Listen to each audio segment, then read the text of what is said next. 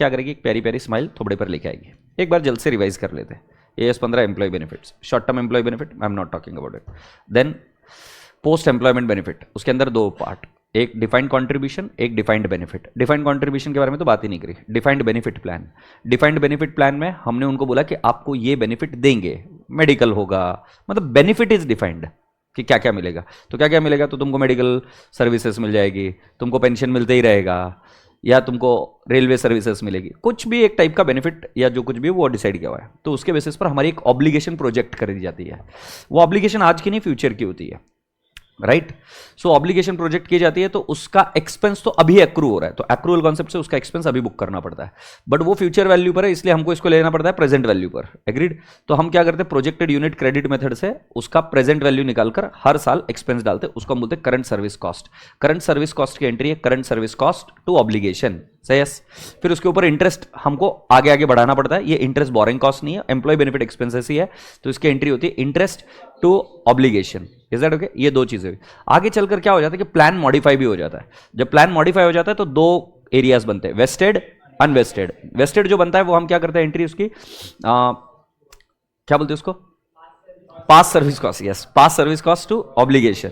But कई बार ऐसी होती है कि वो अनवेस्टेड बनती है, तो उस केस में हम पूरी अमाउंट लेते हैं और उसको लोड कर डालते हैं। I repeat, 100% amount we load it. तो उसकी एंट्री क्या होती है, यूआरपीएससी टू ऑब्लिगेशन, ओके। और यूआरपीएससी पीएनएल को नहीं हिट करता है, यूआरपीएससी अमोर्टाइज होता है, तो उसकी एंट्री होती है पीएनएल अकाउंट डेबिट टू यूआरपीएससी। जब भी मैं पीएनएल बोलूं तो एम्प्लॉय बेनिफिट एक्सपेंस ही समझना। फिर नेक्स्ट लेवल पर हो जाता है बेटा जी क्या बोलते हैं उसको, मैं बोलता हूं एक्चुअल लॉसेस और एक्चुअल गेन ऑब्लिगेशन में। एक्चुअल लॉस को डेबिट बैलेंस, तो एंट्री होती है एक्चुअल लॉस टू ऑब्लिगेशन, और गेन की एंट्री क्या होगी, obligation to actual gain. Is that okay. इसके बाद में और एक चीज बताई मैंने, कर्टेलमेंट। कर्टेलमेंट का मतलब क्या होता है कि प्लान के बेनिफिट्स को कम कर दिया गया। प्लान के बेनिफिट को कम कर दिया गया तो एकदम कॉमन सेंस की बात है, ऑब्लिगेशन टू कर्टेलमेंट, और वो भी कहां जाएगा, एम्प्लॉय बेनिफिट एक्सपेंसेस में से लेस हो जाएगा, क्योंकि ये इनकम बनेगी पीएनएल में। बट एक तुम्हें याद है क्या, एक यूआरपीएससी का आइटम था, वो यूआरपीएससी का आइटम जो अनअमोर्टाइज्ड पोर्शन है वो भी कम हो सकता है, तो उस केस में हम एंट्री क्या करेंगे, पीएनएल टू यूआरपीएससी, जितने से कम हुआ है। इसकी प्रॉब्लम लूंगा तब आपको क्लियर हो जाएगा। फिर राजा बेटा जी क्या होता है, आगे चलकर आपको यह समझ में आया कि प्लान असेट नाम की भी तो एक चीज होती है। सो प्लान असेट के लिए हम क्या करते हैं राजा बेटा जी, will make an entry, opening balance plan asset का debit side, closing balance credit side. जब हम कंट्रीब्यूशन करते हैं तो हमारी एंट्री होती है plan asset to cash oblique bank. फिर प्लान असेट रिटर्न जनरेट करती है। रिटर्न दो टाइप के होते हैं, एक्चुअल रिटर्न और एक एक्सपेक्टेड रिटर्न। एक्सपेक्टेड रिटर्न मतलब जो एक्चुअली निकालता है। तो एक्सपेक्टेड रिटर्न की हम एंट्री क्या कर देते हैं बेटा जी, plan asset to expected return, but उसके वजह से एक्चुअल गेन या लॉस भी आ सकता है। तो plan asset to actual gain and actual loss to plan asset, say yes, am I communicating. और लास्ट में कई बार क्या हो जाता है कि obligation is settled, and when obligation is settled what is the entry, plan live, sorry, plan obligation to plan asset. Is that okay. ये एंट्रीज मैंने अभी आपको ओरली बताई। अब इन सभी चीजों को हम क्या करेंगे राजा बेटा जी, एक बार सुपर समरी में लिख कर ले लेंगे। सुपर समरी में लिख कर लेने के बाद में हमें क्या ऐड करना, क्या लेस करना पता चल जाएगा। प्लान एसेट और ऑब्लिगेशन में कहां पर भिड़त होती है, कहां पर वो दोनों एक दूसरे से मिलते हैं, इन सभी चीजों के बारे में बात कर लेते हैं। यस और नो। सो लिख लीजिए सुपर समरी। आपके 80% क्वेश्चन इससे सॉल्व हो जाएंगे।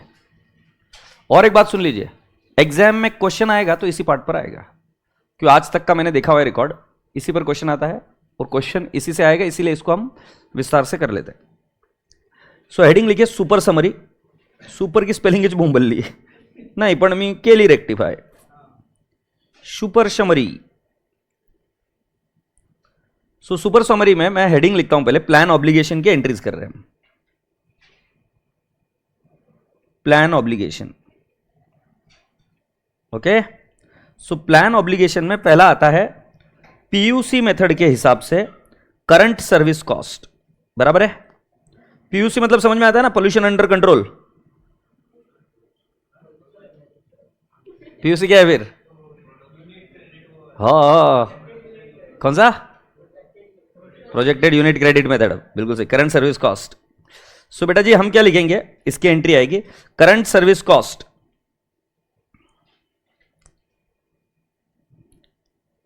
इन द ब्रैकेट क्या लिखूंगा, पी एंड एल अकाउंट, ए नहीं पी एंड एल नहीं लिखूंगा, एम्प्लॉय बेनिफिट एक्सपेंस लिख दूं क्या, EB to plan obligation, happy. फिर सेकंड, पीयूसी मेथड के हिसाब से ही इंटरेस्ट, सो हमारी एंट्री आएगी interest account debit, in the bracket हम क्या लिखेंगे, employ benefit expenses to plan obligation. Happy?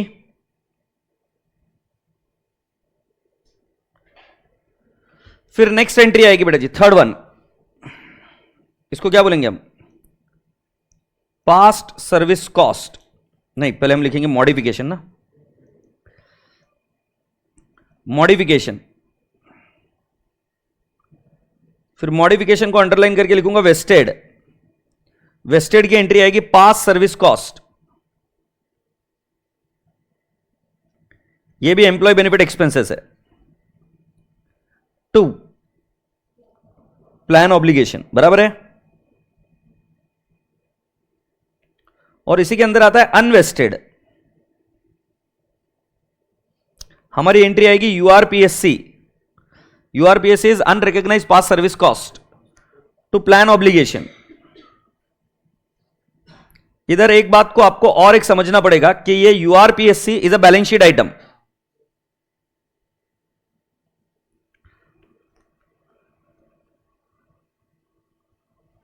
फिर वेस्टेड अनवेस्टेड का हो गया, फिर ये यूआरपीएससी का अमोर्टाइजेशन होता है, तो इसलिए इसको इधर कर रहा हूं अमोर्टाइजेशन, अमोर्टाइजेशन की over unvested period, unvested balance period, बराबर है क्या।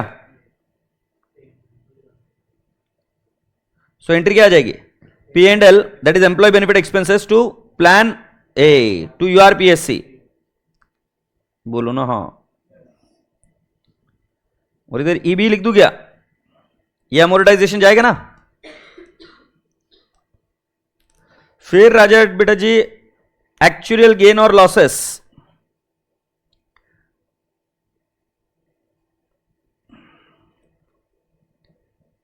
एक्चुअल गेन और एक्चुअल गेन की एंट्री आएगी plan obligation to actual gain और एक्चुअल लॉसेस की एंट्री,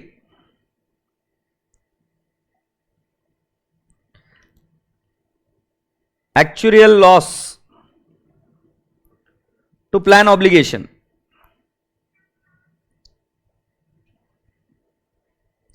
अगर मेरी बात ध्यान से सुन रहे हो तो ये एक्चुअल गेन जाएगा ईबीई एम्प्लॉय बेनिफिट एक्सपेंसेस, और एक्चुअल लॉस भी कहां जाएगा, ईबीई एम्प्लॉय बेनिफिट एक्सपेंसेस, एग्रीड।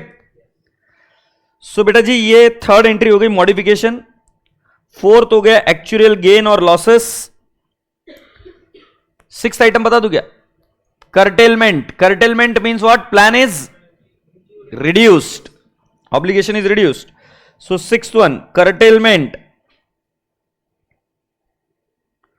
बेटा curtailment में और एक शब्द आता है curtailment without settlement, इसका मतलब क्या होता है कि हम उसके प्लान को curtail कर चुके हैं और अब उसको कम बेनिफिट मिलेगा बट फ्यूचर में मिलेगा, curtailment without settlement।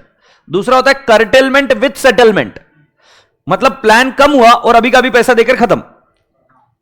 सो सेटलमेंट की एंट्री जब मैं बोलूंगा ना कि ऑब्लिगेशन इज सेटल्ड, वही है। एक एग्जांपल याद है क्या कि आपको पेंशन हर महीना मिलेगा, और commutation of pension, commutation of pension में आप एक बार निकाल लेते हो तो उसको बोलते क्या हम, सेटलमेंट। सो मैं शब्द समझा रहा हूं सेटलमेंट। कई बार क्या होता है कि जब हम प्लान का रिड्यूस कर देते, उसको कर्टेल कर देते, तब हम क्या बोलते थे कि अभी का भी पैसा लेकर खत्म कर। या हम क्या बोलेंगे कि तुझे फ्यूचर में 10 लाख मिलने वाला था, अब 10 लाख नहीं देंगे, अब तेरे को देंगे 7 lakh. That is curtailment without settlement. और एक क्या हुआ, कर्टेलमेंट विद सेटलमेंट, कि तेरा 10 लाख का 7 लाख देंगे, अभी का भी ले जा। गुड। सो कर्टेलमेंट की एंट्री सिर्फ समझा रहा हूं। कर्टेलमेंट की एंट्री आएगी बेटा जी, इनकम है तो हमारी आएगी प्लान ऑब्लिगेशन,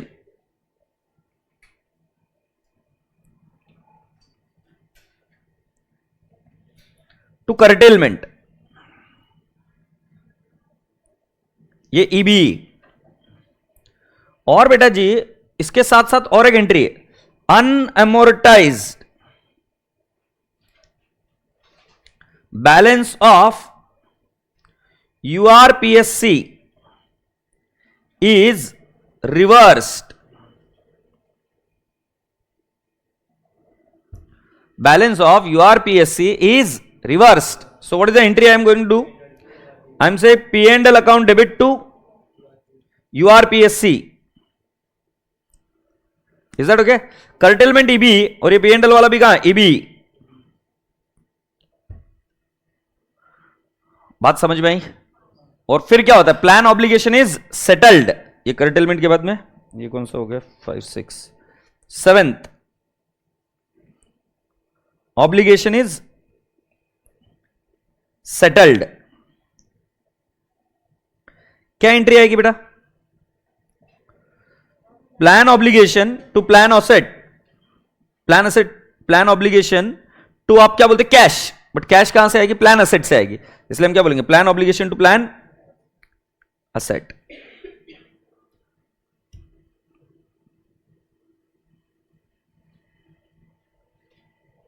स्वीकार है? अब बेटा नेक्स्ट हेडिंग लिखेंगे प्लान असेट. प्लान असेट की एंट्री.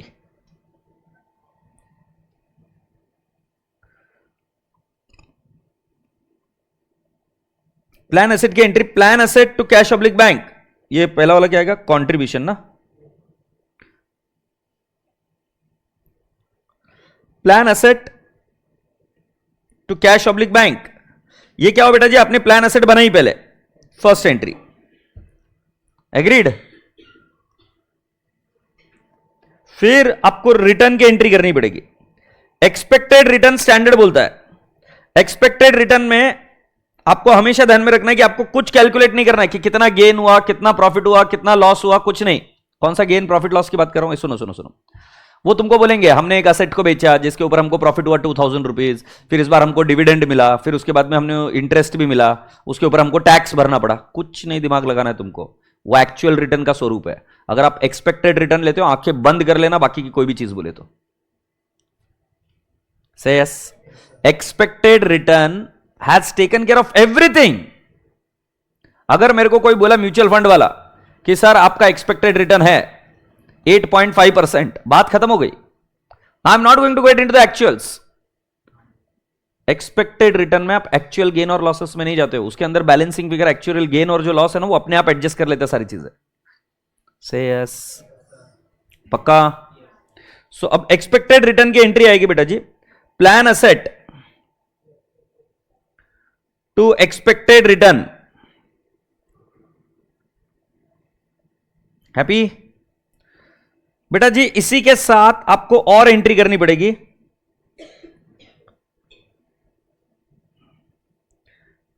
एक्चुअल लॉस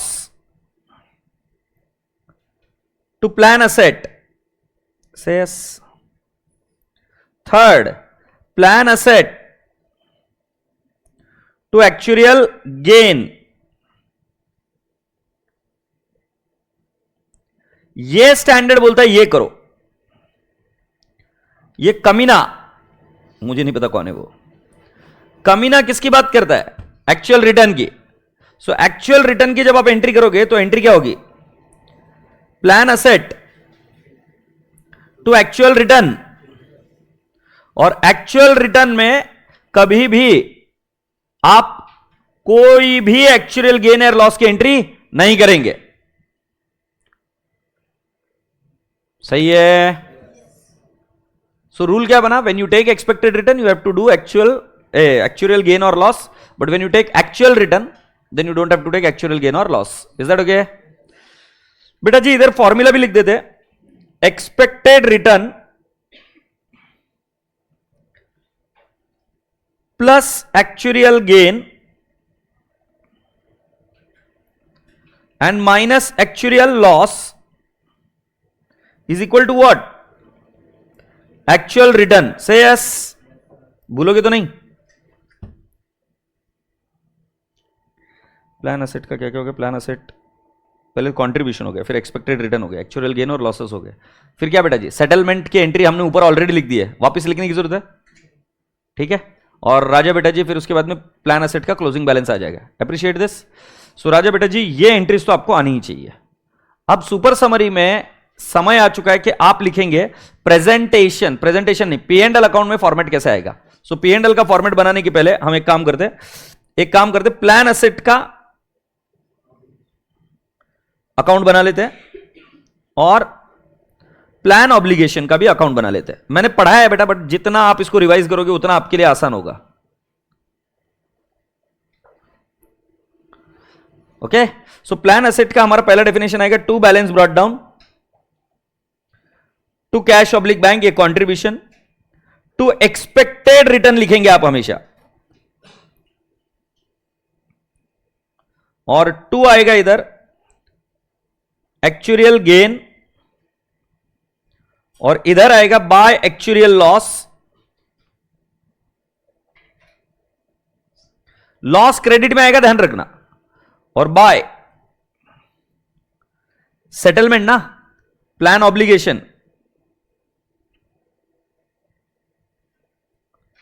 और बाय क्या आ जाएगा, balance carried down.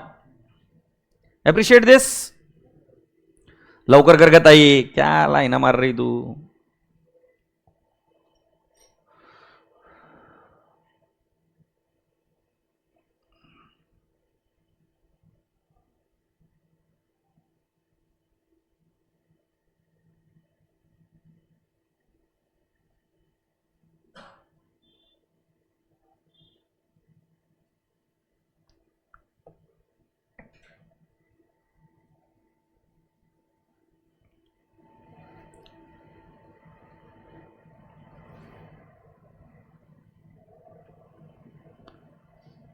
By balance brought down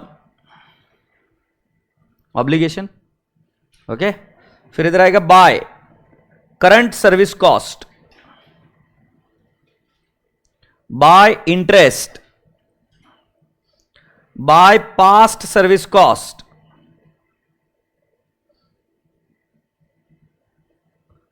by URPSC. Okay, फिर by actuarial loss,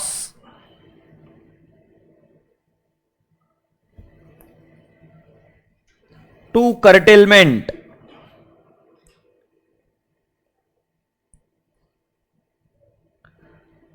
to curtailment के अलावा और क्या रहता है, एक्चुरियल गेन,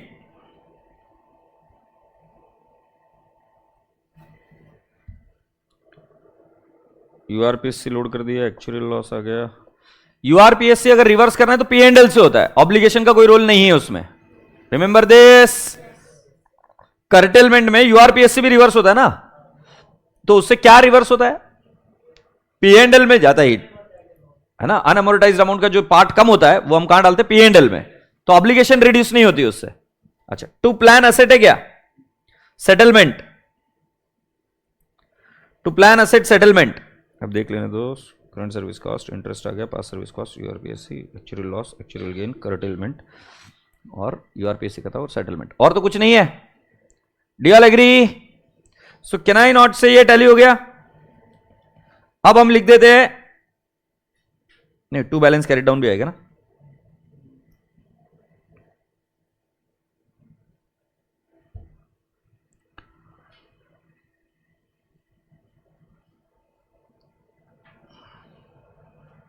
अब लिख दे पी एंड एल में कैसे दिखेगा. सो मुझे बताओ, सो पी एंड एल में मुझे बताओ एम्प्लॉय बेनिफिट एक्सपेंस कहां पे आएगा. अगर आप समझ पा रहे हो तो डेबिट साइड में आएगा एम्प्लॉय बेनिफिट एक्सपेंस. तो क्या क्या आएगा जरा ध्यान से देखो. एम्प्लॉय बेनिफिट एक्सपेंसेस में सिर्फ इस वाले पार्ट के बारे में मैं बता रहा हूं. सो पहले आएगा करंट सर्विस कॉस्ट. बोलो हां. फिर हम लिखेंगे इंटरेस्ट कॉस्ट. एग्रीड. अब एक बार देख लो बेटा ये. फिर आएगा हमारा पास्ट सर्विस कॉस्ट. फिर राजा बेटा जी आएगा मेरा यूआरपीएससी का अमोर्टाइजेशन आता है. यूआरपीएससी पूरा नहीं आता है. So can I not write down URPSC amortisation. Agreed. फिर इधर मैं लिखूंगा यूआरपीएससी हो गया. फिर कौन सा था वो, मैं लिखता हूं यूआरपीएससी के बाद में एक और है कर्टेलमेंट. कर्टेलमेंट बेटा जी लेस होगा. बराबर है ना। कर्टेलमेंट के बाद में अगर आपको याद होगा तो यूआरपीएससी भी रिवर्स होता था, तो एंट्री क्या होती है, P and L to URPSC. So बेटा जी वो याद है क्या, reduction in unamortised amount on curtailment, याद आ रहा है क्या भैया, ये भी क्या होगा बेटा जी, पी एंड एल को डेबिट ऐड होगा ये। शांति से सुनो, अब मैं जो लिख रहा हूं ग्रीन कलर में, ये प्लान असेट और प्लान ऑब्लिगेशन दोनों के लिए एप्लीकेबल है।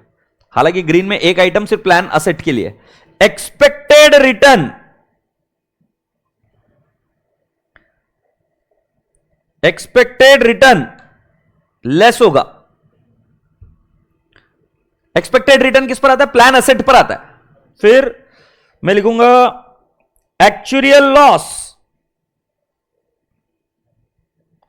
On both plan asset and obligation, बराबर है। ये क्या करेंगे, ऐड। और बेटा जी फिर मैं बोलूंगा actuarial gain on both plan asset and obligation, ये क्या होगा, लेस। इसके साथ आपको पी एंड एल का फॉर्मेट मिलेगा, एम्प्लॉय बेनिफिट एक्सपेंसेस। सेक्सी दिख रहा है कि नहीं, आज तक तुम सिर्फ सैलरी लिख रहे थे, किसी ने बोला नहीं तुमको ऐसा रहता है। अब इधर देख रहे हैं तुम, देख भाई इधर बैलेंस शीट में प्रेजेंटेशन कैसा है, ये फर्स्ट टाइम आपको बता रहा हूं। सो बेटा बैलेंस शीट में दो प्रेजेंटेशन है, एक असेट साइड में हो सकता है, एक लाइबिलिटी साइड में। मैं सिर्फ लाइबिलिटी साइड का बता रहा हूं, असेट साइड का मुझे कॉम्प्लिकेटेड नहीं करना है। हाँ, सो बैलेंस शीट में कुछ इस तरीके से लाइबिलिटी साइड में आएगा। सो हम लिखेंगे प्लान ऑब्लिगेशन का क्लोजिंग वैल्यू, ओके, लेस करेंगे प्लान असेट का क्लोजिंग वैल्यू, और लेस करेंगे यूआरपीएससी अनअमोर्टाइज्ड अमाउंट, जो बचा है ना बैलेंस, क्योंकि हमने लोड तो पूरा कर दिया था, एक साथ ही लोड कर दिया था ना, बट जो अनअमोर्टाइज्ड है वो हम क्या करते हैं, लेस। सेस ये लेस होगा। अगर ये फिगर पॉजिटिव आया तो इट इज अ लाइबिलिटी, अगर ये नेगेटिव है तो ये असेट साइड में जाएगा। बट जो मैं बोल रहा हूं गलत बोल रहा हूं, पूरी तरीके से ऐसा नहीं होता। असेट साइड में और एक आइटम ऐड है, बट उसके अंदर है ना तुम्हारी जान निकल जाएगी, तो मेरे को नहीं जाने का उसमें। कुल मिलाकर क्या, फिगर पॉजिटिव आया तो लाइबिलिटी, नेगेटिव आया तो असेट साइड। बट असेट जैसे ही बोला तो asset is a resource controlled by an enterprise because of a past event from which future economic benefits are expected. अब होता क्या है कि कई बार ये प्लान ऑब्लिगेशंस की जो भी चीजें है ना, कंपनी खुद हैंडल नहीं करती है। रिलायंस इंडस्ट्रीज खुद ये काम नहीं करती है, वो किसी को आउटसोर्स करती है, जैसे एलआईसी को आउटसोर्स किया, जैसे किसी दूसरे इंश्योरेंस कंपनी को। तो अगर तुम्हारे पास वहां से रिसीवेबल अमाउंट है, कॉन्ट्रेक्चुअल रिसीवेबल अमाउंट है, तो वो असेट दिखेगी, नहीं तो तुम जबरदस्ती असेट दिखाने का नहीं, लाइबिलिटी दिखा दो, असेट नहीं दिखा सकते, तो वो कॉम्प्लिकेशन है उसमें। That is the reason I am not going into it. समझे क्या। तो ये फिगर नेगेटिव है तो ये ऑब्लिगेशन इस तरीके से दिखता है। अब मुझे बताओ, अगर इतना पढ़ लेंगे तो क्या आपको चीजें याद आ जाएगी क्या, पक्का एंट्रीज के साथ। अब क्या ऐड होता क्या लेस होता मैं कराता तुमसे, लिख कर लियो। ये पी एंड एल का प्रेजेंटेशन, अच्छा पी एंड एल के अंदर ही बैलेंस शीट घुस गई है, आप संभाल लेना उसको। ये जल्दी से भक्ति चाय लेके आ। मंगल भवनय मंगलहारी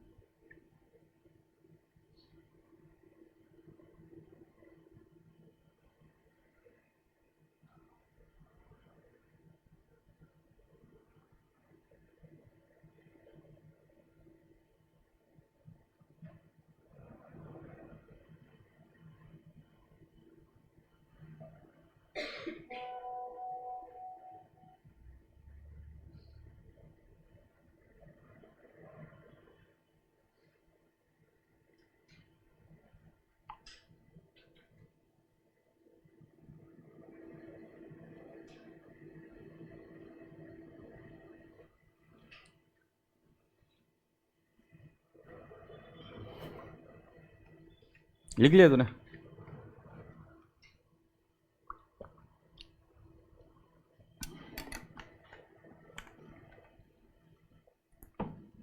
वेरी गुड, क्या गुड शॉट।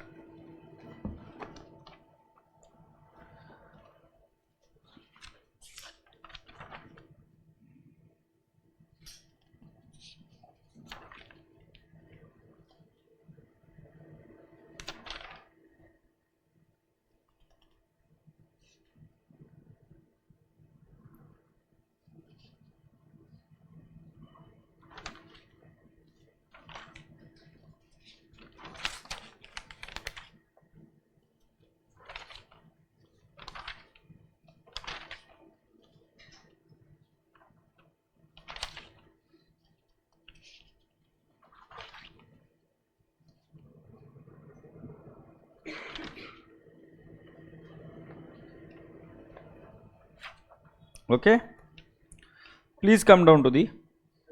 हाँ डार्लिंग, बैलेंस शीट, ये non current liability. Non current liability में प्रोविजन हो रहा है ना, तो लॉन्ग टर्म प्रोविजंस में जाएगा, क्योंकि अभी पेमेंट नहीं करना है और ये सारा एक्सपेक्टेशन के बेसिस पर है, तो लॉन्ग टर्म प्रोविजंस में। ठीक है,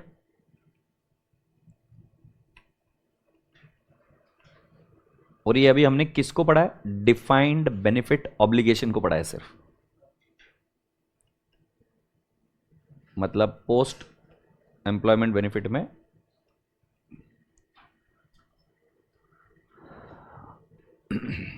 आ गए आप यहां तक? येलो क्वेश्चन नंबर 16 पर आ जाओ। येलो क्वेश्चन नंबर 16 पर आ जाओ। ओके, लिख लो, इंपॉर्टेंट है, रिवाइज बिफोर एग्जाम। मुझे लगेगा एग्जाम में आएगा तो लल्लू पल्लू ऐसे ही आएगा। ये सुनो ना, वो कुछ भी तुमको डेटा दे उल्टा पुल्टा, मैंने जितनी चीजें सिखाई उस अकाउंट में सिर्फ उतनी चीजें जाएगी। तुमने और कुछ भसड़ मचाई इधर से उधर लेकर आऊं, और तुम अभी अगर विद्वान बनने की अकाउंटिंग स्टैंडर्ड सेट करने की कोशिश की तो मैं जिम्मेदार नहीं हूं। मैं जब भी दूंगा तुमको सुपर समरी ओपन कराऊंगा, मैं बोलूंगा कि ये चीज गई है कि देख वहां पर, अगर नहीं गई है तो तुम बात छोड़ दोगे उधर ही। एग्रीड? तो डेटा ज्यादा देंगे, डेटा की चिंता नहीं करना आपने। अब पढ़ो क्या लिखा है। The fair value of the plan asset at the beginning of the year was 4000। सुन रहे हो? सो बेटा जी, प्लान एसेट का अगर आपको अकाउंट पता होगा तो हम क्या लिखते हैं? टू बैलेंस ब्रॉट डाउन, कितना लिख दूं बेटा मैं? 4000। फिर and 5000 respectively. So can I not write down by balance carried down? कितना लिखेंगे? 5000। फिर the employer's contribution to the plan asset was 500। So can I not say to cash oblique bank? 500 ये एनुअल कॉन्ट्रीब्यूशन की entry है, plan asset to cash oblique bank. फिर उन्होंने क्या बोला? बेनिफिट्स पेड टू रिटायरी, मतलब obligation is settled. So can I not say bye plan obligation?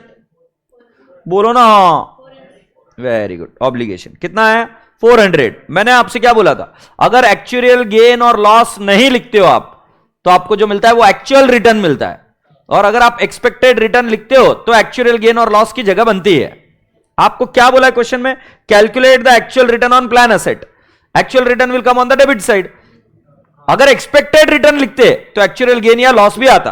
अब calculator पर लो, 4000 plus 500 minus 400 minus 5000 and balancing figure is टैंक to actual return say yes. कितना है बेटू? 900। एग्रीड?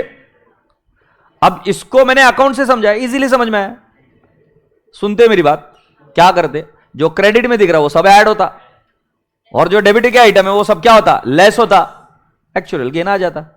हम हमेशा अकाउंट से समझेंगे, बट प्रेजेंटेशन देते हो टैबुलर फॉर्मेट में, तो हम क्या लिखेंगे? हम लिखेंगे benefits paid closing value of the plan asset, तो हम लिखेंगे 5400 less opening balance of plan asset less क्या बोलते हैं उसको? Contribution, annual contribution by the employer. कितना लिखेंगे? 500। वो जो बैलेंसिंग फिगर आ जाएगा वो भी कितना आएगा? 900। और हम वो लिख देंगे क्या है? Actual return.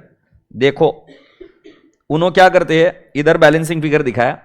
सो अगर आप देखेंगे 4000 plus 500 plus question mark less benefit paid and fair value of the plan asset, तो ये क्वेश्चन मार्क कितना आ गया बेटा जी आपका? 900। Is that okay? और उन्होंने क्या बोला? The following formula may be used to derive the actual return. भाड़ में जा साले, हमको अकाउंट आता है, हम अकाउंट से कर लेंगे। एग्रीड? सो लिख लेते हैं। कंपटीशन ऑफ एक्चुअल रिटर्न,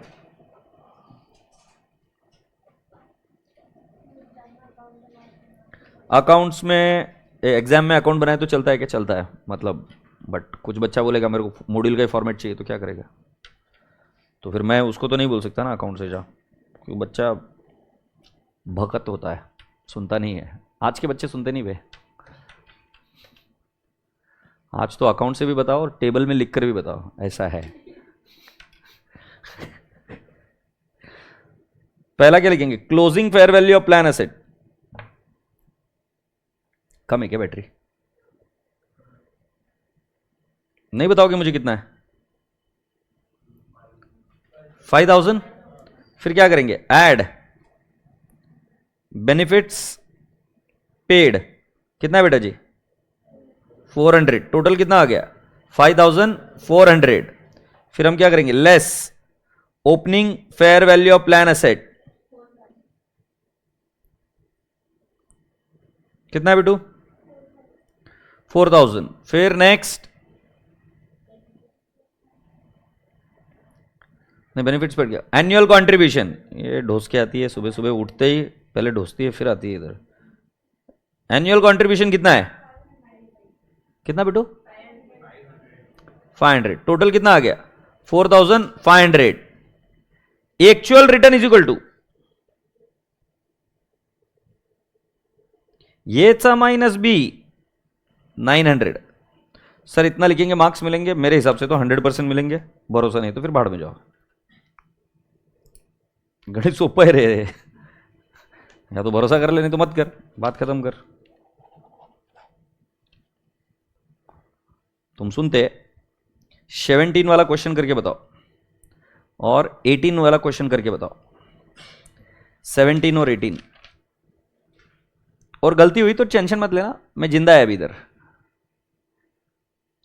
17 और 18 सॉल्व करो, इसके बाद में येलो का ही 17 18। मैं ऐसा कैसे कर सकता है? मेरे को 2-3 क्वेश्चन देने पड़ेंगे। 17 18 14 भी किसी को बताना मत, हमारा पापी सर ऐसा है।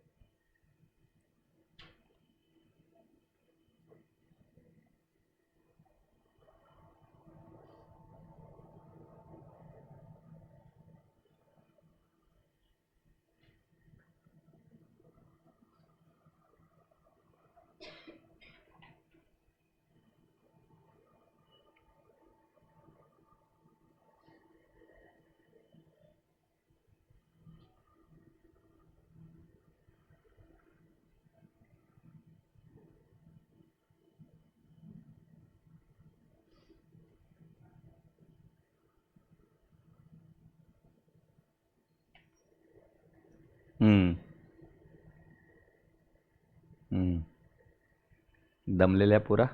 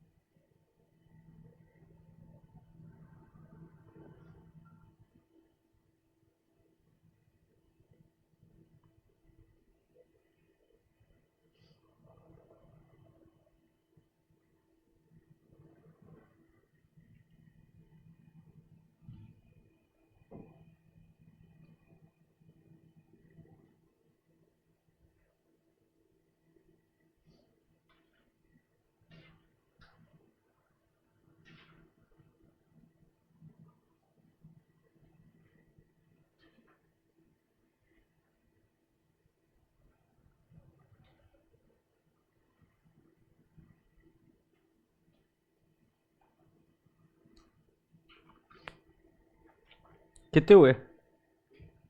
2 हो गए। गलत तो गलत है, टेंशन मत लेना। अच्छा सर हमको घंटा समझने वाला नहीं गलत है कि सही है।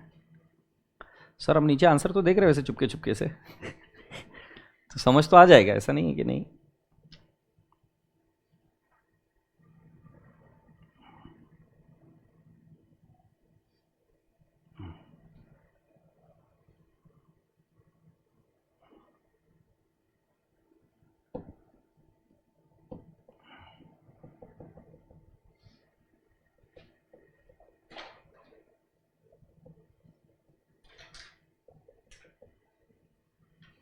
Shall I proceed?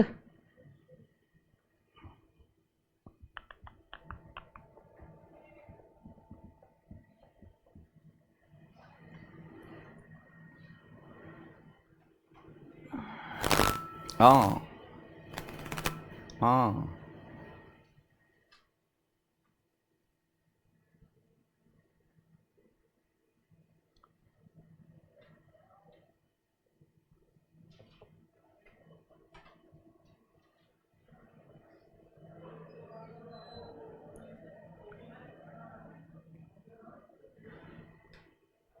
ही वय काय पद्धत आहे तुझी? किती येळ लावली तू? हाँ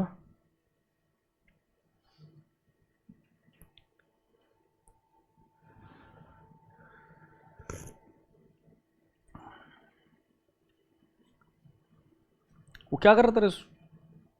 सुबह सुबह कौन सा ध्यान कर रहा था? कितने बजे सोता है रात को? और कितने बजे उठा? फिर क्यों आ रही थी नींद इतनी?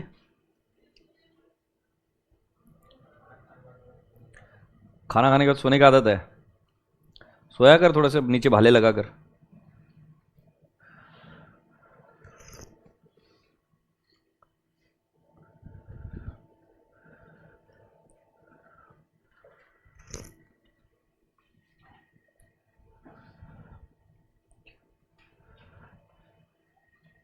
लड़कियों को इतना टाइम क्यों लग रहा है? नहीं 2-4 लड़कों को भी लग रहा है, ठीक है।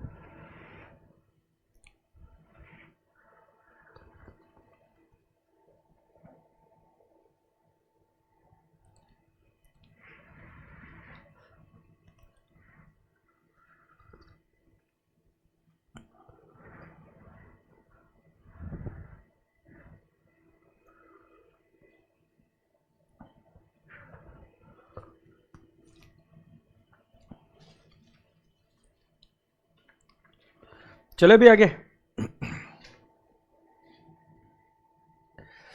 सो बेटा जी कौन सा क्वेश्चन था? 17। तो क्या मैं बोलूं fair value of plan asset in respect of pension plan was 1 lakh. So बेटा जी ओपनिंग बैलेंस 1 लाख बोलू क्या? ये प्लान असेट ओपनिंग बैलेंस। फिर क्या हुआ? On 30th September the plan paid out benefit of 20,000। So can I not write down by plan obligation या cash oblique bank भी लिख सकते हो ना तुम। 20,000 बेटू received inward contribution of 40,000। So can I not write down to cash oblique bank 40,000, ये नया पैसा आया। फिर उन्होंने बोला the fair value of the plan asset was 150। So by closing value 1,50,000 पिल्लू। फिर मुझे बोला and present value of defined benefit obligation is 1,45,000। बशी घे म्हणायचं गावभर फिरत बस। ऑब्लिगेशन का और प्लान असेट का कोई लेना देना नहीं है। 1 मिनट डीप साइलेंस उन बच्चों के लिए जिन्होंने ये सोचा होगा 145 का क्या करेंगे। हिल है, कुछ नहीं कर सकते उसका, उसको इग्नोर मारना पड़ता। Actual losses on the obligation for the year 9-10 वर 1000। बशी ऑब्लिगेशन की बात चल रही है। फिर क्या बोलते हैं, you are required to calculate the actual return on plan asset. Balancing figure आ जाएगा। सच्ची सच्ची बताओ, झूठ नहीं बोलने का। किसने किसने एक्चुअल ऑब्लिगेशन और एक्चुअल गेन और लॉसेस को लिया था? वेरी गुड, पढ़ने का नहीं है क्वेश्चन। सो 1 लाख प्लस 40,000 माइनस 20,000 माइनस 1,50,000, मेरा बैलेंसिंग फिगर डेबिट में आ रहा है। 30,000 इज माई 2। एक्चुअल रिटर्न आएगा क्या बेटा? अभी लिखा कर दिखाऊं कि समझ में आ गया? पक्का आ गया ना? तो जो क्रेडिट के आइटम है वो क्या करेंगे? ऐड। डेबिट के आइटम है वो क्या करेंगे? लेस। और जो ग्रीन कलर का वो बैलेंसिंग फिगर आ जाएगा। चेक मारो 30,000। बोलो, अगर एक्चुअल लॉस असेट पर होता तो भी नहीं लेते। क्या बात है यार, कितना भारी बोला तू। इसकी बात समझ में आई? ये बोल रहा है सर अगर एक्चुअल गेन या लॉस असेट पर होता फिर भी नहीं लेते। सही बोल रहा है। क्यों नहीं लेते बताओ भी? क्योंकि क्वेश्चन में पूछा है एक्चुअल रिटर्न, और जब हम एक्चुअल रिटर्न निकालना चाहते हैं तो एक्चुअल गेन और loss on plan asset will also be not taken. But अगर निकालना होता एक्सपेक्टेड रिटर्न तो एक्चुअल गेन और लॉस लेते। तुमको ये तो समझ में आया नहीं लेते बोलकर, बट आंसर नहीं दे पाए तुम। क्यों नहीं लेते मेरे को वापस पूछने का? तुझे पता था ये बाकी कैसी देख रही थी? तुझे पता था, मेरे को समझ में आया ना बॉडी लैंग्वेज से तेरी। मैं वापस पूछ रहा हूं, प्लान असेट का एक्चुअल गेन और लॉस दिया होता है इस क्वेश्चन में तो भी नहीं लेते। क्यों? क्योंकि रिटर्न कौन सा निकालने के लिए बोला? एक्चुअल। और कब लेते हम एक्चुअल गेन और लॉस ऑन प्लान असेट? अगर एक्सपेक्टेड रिटर्न निकालना होता तो। क्वेश्चन नंबर 18 उन्होंने क्या बोले? From the following data of X limited defined benefit pension plan calculate the actual return on plan asset. So बेटा जी बेनिफिट्स पेड 2 लाख है तो ये 2 लाख क्रेडिट में आएगा क्या? एम्प्लॉयर कॉन्ट्रीब्यूशन 2,80,000 ये एनुअल कॉन्ट्रीब्यूशन डेबिट में आएगा क्या? मार्केट वैल्यू ऑन 31 मार्च 8 लाख इधर डेबिट में आएगा क्या? ये ओपनिंग बैलेंस है। और 31 मार्च 2009 11,40,000 बोलो भैया। सो 10,80,000 हुआ क्या? माइनस 2 लाख माइनस 11,40,000 कितना आ जाएगा? 2,60,000 आएगा। स्वीकार है? बेस्ट है। 18 हो गया। फिर कौन सा क्वेश्चन था?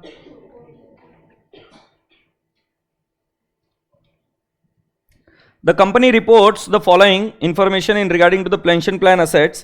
Calculate the fair value of the plan asset. Okay. Fair market value of the plan asset 7 lakh, तो 7 लाख लिख दूं क्या? इस बार आपको fair value of the plan asset पूछा है। कोई एक बैलेंसिंग फिगर निकालना रहेगा। 7 लाख। एम्प्लॉयर कॉन्ट्रीब्यूशन 1 लाख, ये 1 लाख लिखा क्या? Actual return on plan asset 50,000 है क्या? और बेनिफिट्स पेड 40,000 है क्या? अब आप क्या करोगे? बैलेंसिंग फिगर क्रेडिट में आएगा तो आप डेबिट के क्या कर दोगे? सारा आइटम ऐड, क्रेडिट का क्या कर दोगे? माइनस। तो कितना अमाउंट आ जाएगा? 7 lakh plus 1 lakh plus 50,000 minus 40,000। What's my answer friends? 8,10,000। Perfect. Okay, अब जरा मेरी बात ध्यान से सुनो। एक अजम्पशन है इंस्टीट्यूट के मॉड्यूल के कुछ प्रॉब्लम्स में। ये अजम्पशन वाहियात है। अच्छा मुझे एक बात बताओ, तुमको मैं पूछ रहा हूं, क्वेश्चन बता नहीं रहा है कंपाउंडिंग कब होगा? नहीं बोलना कब? कंपाउंडिंग कब करेंगे? कंपाउंडिंग समझ में आता है? हाँ हाँ, कंपाउंड इंटरेस्ट क्वेश्चन में नहीं दिया है कहीं पर भी। कंपाउंडिंग कब करेंगे? नहीं दिया है तो हाँ तो करना अज्यूम कर। कब करेंगे कंपाउंडिंग? एड़ा ए रही है। कंपाउंडिंग कब करेंगे तू बता?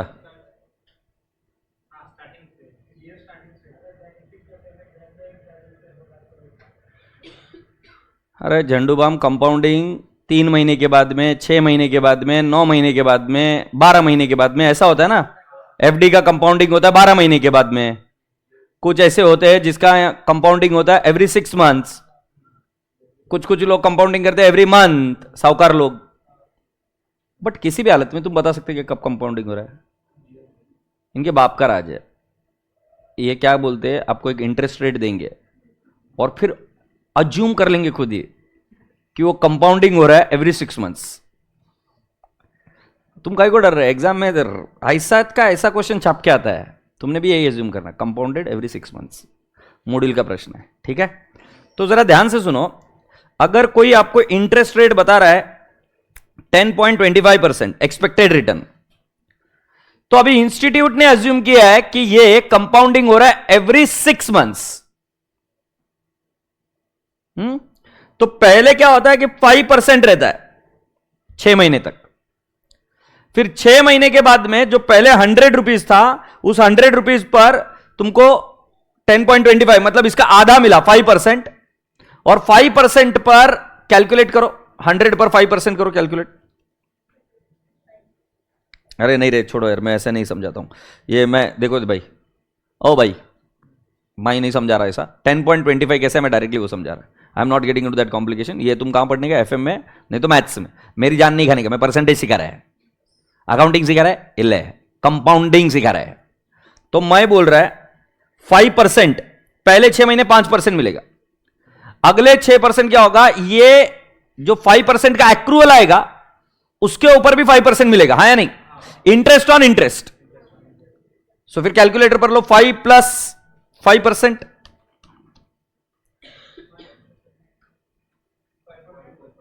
तुमको समझ में आया क्या? 5% ये मेरा 6 महीने का इंटरेस्ट है, तो अगले 6 महीने का इंटरेस्ट 5% नहीं होगा, 5% पर और 5% ऐड होगा, तो कितना हो जाएगा? 5.25%।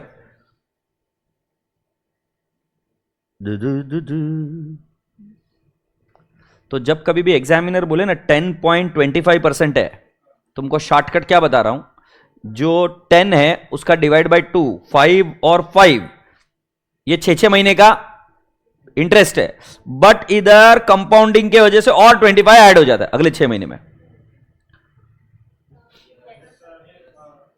पक्का? तो इनकी 6 महीने की इंटरेस्ट रेट कितनी है? 5%। समझ में आया?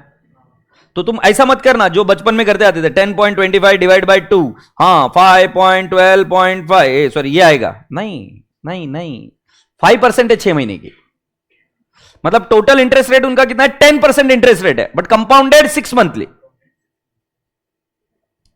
समझे कि नहीं? सो 10.25% जब वो बोले तो वो आफ्टर कंपाउंडिंग है। एक्चुअली कैसा देना चाहिए मेरे सुंदर बच्चों को, डायरेक्टली 10% बोला, वो 5% आराम से लेता है। अब वो 10.25 देगा और उधर इंटरेस्ट कैलकुलेट होगा 5% से। तो मेरे को पूछेगा येड़ा है क्या, 10.25 एनुअली है तो डिवाइड बाय 2 किया तो कितना आता है? 5.125 आता है ना। अब तू 5% पर क्यों ले रहा है? क्योंकि उन कमीनों ने अज्यूम किया कि वो कंपाउंडिंग होता है आफ्टर एवरी 6 मंथ। तो इसलिए कितना लेना पड़ता है हमें? 5% पहले 6 महीने का और फिर अगले 6 महीने का कितना? 5.125, नहीं 5.25। Appreciate this, actual interest rate 10% ही है, बट कंपाउंडेड एवरी 6 मंथ्स। सांस लेते रहो। क्वेश्चन नंबर 5, क्या हो बेटा?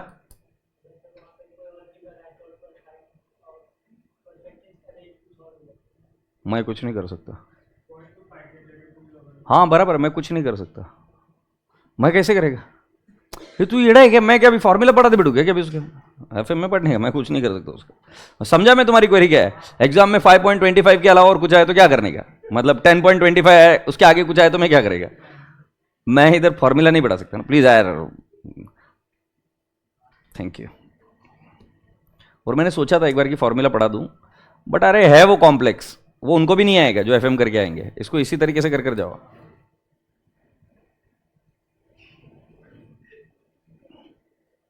चलो एक और दूसरा टारगेट दो। चलो मैंने नहीं बताया, तुम पूरे इंडिया के किसी भी और बच्चे को पूछ लो कैसे निकाला बताओ मिनट। तो फिर जब नहीं हो रहा है तो क्यों हम कांड करेंगे? हम क्यों सरदार बनने का? रहो ना, अपन भी सीए स्टूडेंट के जैसे करके जाएंगे, बात खत्म। और तुमको मिल जाए तो मुझे लाके बता। तेरी मैं पहले ही इसको चेंज करता है। सेल है मेरे पास, हाँ अभी आवाज आएगी जोर से।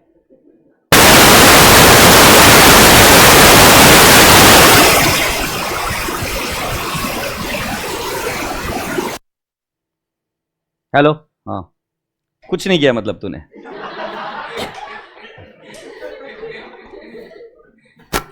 मतलब इसको देखा तुमने ऐसा, मतलब कभी इसके सामने आदमी मरता रहा ना ऐसा, तड़प रहा है, ये देखेगा ऐसे ही। और मतलब इसके हाव भाव में ना इतना सा भी फर्क नहीं, आवाज आई तो भी कोई फर्क पड़ा, कुछ फर्क नहीं पड़ा, एक्सप्रेशन ही नहीं थोबड़े पर। जानवर अच्छे इनसे ले। चलो, on 1st April 2008 the fair value of plan asset was 1 lakh in respect of a pension plan of Zelius Limited. On 30th September 2008, can you please highlight this date? मतलब 6 महीने आगे, the plan paid out benefit of 19,000 and received inward contribution of 49,000. On 31st March 2009, the fair value of the plan asset was 1,50,000 and present value of the obligation is 147,920. बशी, why बशी? अगर वो मेरे को पूछेंगे लास्ट में, कहां पूछेंगे, पूछ रहे कहां पे, actual return on plan asset and expected return, तो ऑब्लिगेशन का क्या करूं मैं? कुछ नहीं। ऑब्लिगेशन को खुली आंखों से क्या करेंगे आप? Ignore. Actual losses on the obligation for the year 89 600, बशी, इग्नोर, क्योंकि ऑब्लिगेशन की बात कर रहे हैं। 1st April 2008, company made following estimate based on its market studies, understanding and prevailing prices. कितना पेलते देखो। Interest and dividend income after tax payable by the fund, realized and unrealized gain on plan asset after tax, fund administrative cost, expected rate of return. इतना चमन है, directly मेरे बच्चों को बोलना नहीं 10.25% is expected return. वो बता रहा है उस एक्चुअरी ने ये एक्सपेक्टेड रिटर्न डिराइव कैसे किया। तुम अगर ऊपर के 3 चीजों को लिए कुछ नहीं, कम अगेन। तुमको इसमें क्या क्या चीजें इंपॉर्टेंट है? ओपनिंग प्लान एसेट पता है क्या? बोला भैया। फिर दूसरा क्या पता है तुमको? क्या क्या, कुछ समझे नहीं? क्या क्या? बेनिफिट कितना पेड किया, कितना कंट्रीब्यूशन मिला, ये पता है क्या? और क्या पता है? क्लोजिंग पता है। एग्रीड। अब मैं आपसे पूछता हूं, इसके पहले के किसी भी क्वेश्चन में रेट दी हुई थी क्या? इस क्वेश्चन में रेट दी हुई है, तो परसेंटेज का गणित कैसे चलता है? ओपनिंग बैलेंस पर 12 महीने का इंटरेस्ट, और जो कंट्रीब्यूशन है वो 30 सितंबर को हो रहा है, और पेमेंट भी 30 सितंबर का हो रहा है, तो इस पर इंटरेस्ट कितने महीने का मिलेगा? 6 महीने का। इधर रेट देने के वजह से यह मसला क्रिएट हो रहा है। इसके पहले हम क्या निकाल रहे थे? Balancing figure, actual return. और दूसरा हम क्या निकाल रहे थे? उसके अंदर कई बार एक्चुअल रिटर्न दिया हुआ था, क्लोजिंग बैलेंस निकालना था। परसेंटेज कभी भी नहीं दिया था। परसेंटेज फर्स्ट टाइम दिया। कितना दिया? Expected return 10.25%। और 10.25% मैंने बता दिया कि 6 महीने का 5% है, पहले 6 महीने का। मतलब जब से हम इन्वेस्ट करेंगे तब से लेकर अगले 6 महीने तक आपको 5% ही मिलेगा। उसके अगले 6 महीने आपको कितना मिलेगा? 5.25%। Do you agree or not? Am I communicating clearly? So dear students, let me solve this question for you all. ये देखो, मेरी प्लान एसेट, आप मुझे बता सकते हो कितना बैलेंस है इसका? 2 बैलेंस ब्रॉट डाउन 1 लाख। अच्छा, मुझे और एक बताओ नेक्स्ट। बेनिफिट्स पेड कितना है बेटा? बेनिफिट्स पेड हाउ मच बेटू? So can I not say by benefit paid? क्या बेनिफिट पेड ये 6 महीने के बाद में है क्या? एग्रीड। और दूसरा वाला कौन सा बेटा जी? And received. So can I not write down 2 contribution 49,000। अच्छा, उसके बाद में क्या है बेटा जी? Closing value. So can I not write down by closing value कितना आ जाएगा? 1,50,000 से यस। अच्छा, और कुछ दिया है क्या? अच्छा, अभी जरा ध्यान से सुनो, पूरी क्लास का ध्यान इधर। मुझे एक्सपेक्टेड रिटर्न दिया है, तो क्या मैं बोल सकता हूं एक्सपेक्टेड रिटर्न? मुझे एक्चुअल रिटर्न की परसेंटेज दी नहीं है, मुझे किसका परसेंटेज दिया है? Expected return. अब जैसे ही मैं एक्सपेक्टेड रिटर्न लिखूंगा तो मुझे क्या मिल जाएगा? एक्चुअल गेन और लॉस, से यस और नो। बट अगर मुझे वो नहीं निकालना है तो क्या मेरा एक्चुअल रिटर्न डायरेक्टली निकलेगा क्या? सो लो कैलकुलेटर पर 1 लाख प्लस 49,000 माइनस 19,000 माइनस 1,50,000, ये कितना आ रहा है? 20,000। आप मुझे बता सकते हो 20,000 क्या है? एक्चुअल रिटर्न है क्या? जाके आंसर चेक करो, एक्चुअल रिटर्न आ रहा है क्या 20,000? Last line. मतलब एक्चुअल रिटर्न में तो सर कोई टेंशन नहीं, एक्सपेक्टेड रिटर्न में टेंशन है सर। इस क्वेश्चन में दोनों पूछा है, एक्सपेक्टेड और एक्चुअल रिटर्न। पढ़ो क्वेश्चन। एक्चुअल रिटर्न तो निकल जाएगा, क्या बात है, एक ही बैलेंसिंग फिगर है। अब मुझे निकालना है एक्सपेक्टेड रिटर्न। तो एक्सपेक्टेड रिटर्न कैसे निकाल रहा हूं जरा ध्यान से देखो। मैंने लिखा 1 लाख इंटू 10.25%।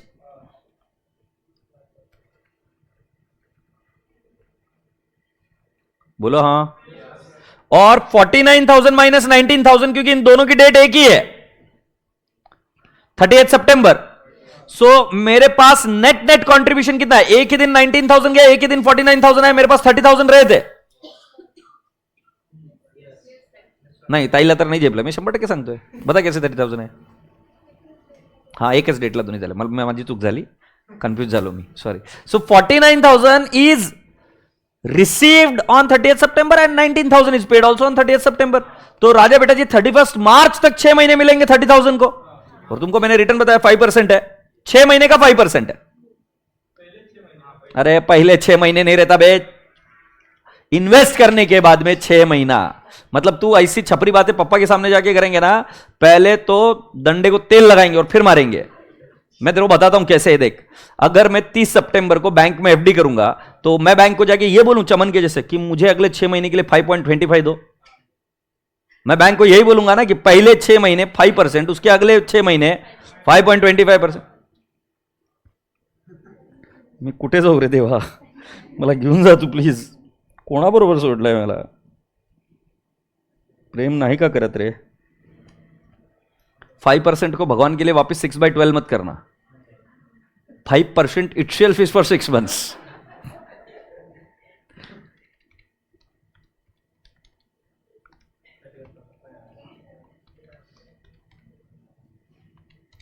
$11,750 आ रहा है क्या? नहीं, हाँ 11,750 आ रहा है। बोंबलती जायला हे पण होत नाही, झालंय का? सो इधर आएगा 2 एक्चुरियल गेन। एक्चुअल गेन कितना आएगा पता क्या तुम्हें? 8,250। अबे 20,000 एक्चुअल रिटर्न आया था ना, तो 8,250 ही आना चाहिए बैलेंसिंग फिगर। चेक मारो है क्या? मंगल भवनय मंगलहारी।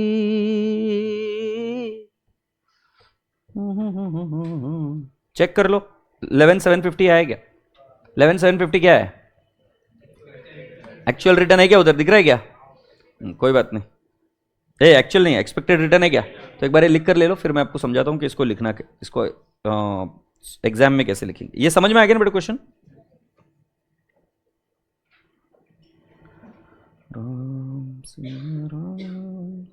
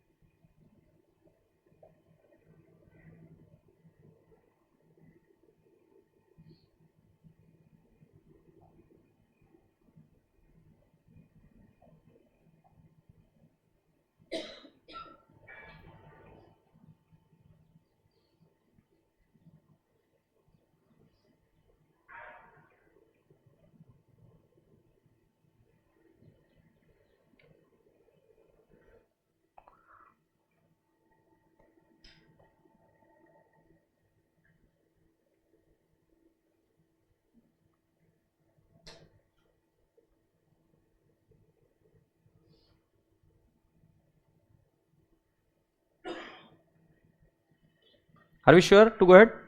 Here we go.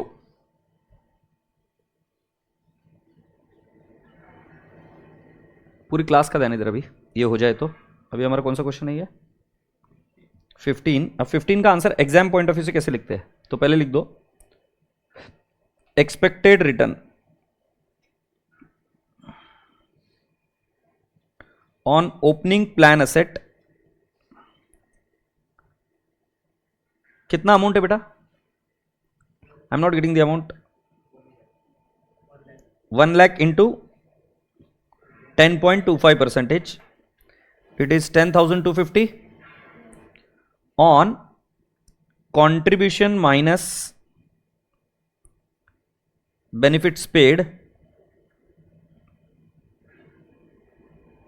I'll write down what is the amount you said. Contribution मतलब 49,000 minus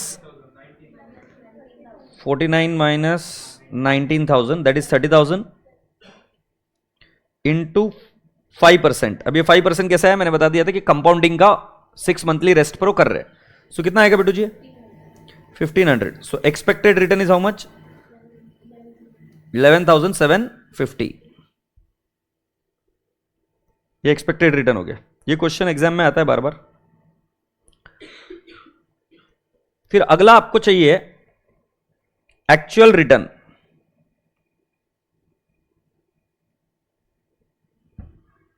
एक्चुअल रिटर्न का फॉर्मूला बता दीजिए मुझे। कुछ समझ में नहीं आ रहा? नहीं, वो ऐसा नहीं करेंगे। एक्चुअल रिटर्न अपने को फॉर्मूला से निकालना पड़ेगा, क्योंकि हमें एक्चुअल गेन और लॉस तो पता ही नहीं है। समझ रहे हो कि नहीं? जब एक्चुअल गेन और लॉस पता ही नहीं है तो हम वैसे क्यों जाएंगे?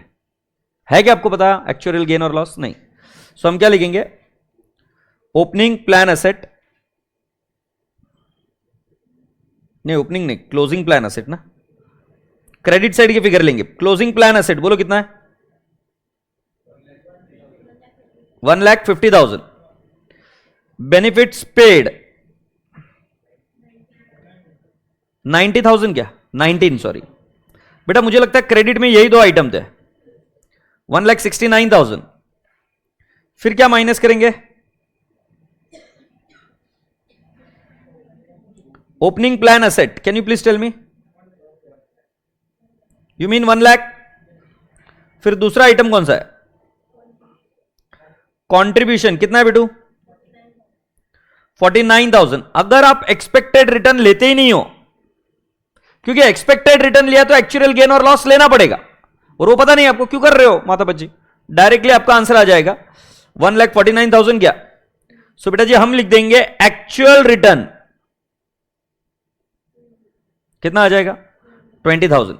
ये कर पाएंगे आप एग्जाम में?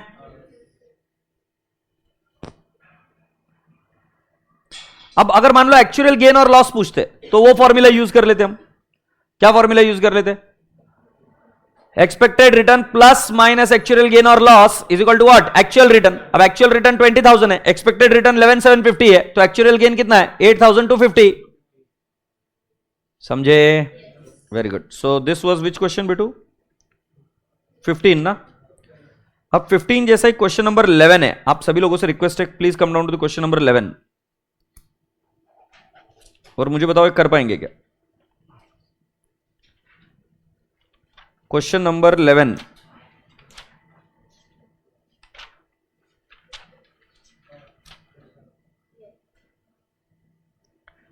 क्वेश्चन नंबर 11 के बाद में ब्लू का क्वेश्चन नंबर 7, ये सेम ही है। 11 और 7 आई थिंक यार सेम। नहीं पहले 11 देख लो, येलो का 11 देख लो, येलो का 11 देख लो।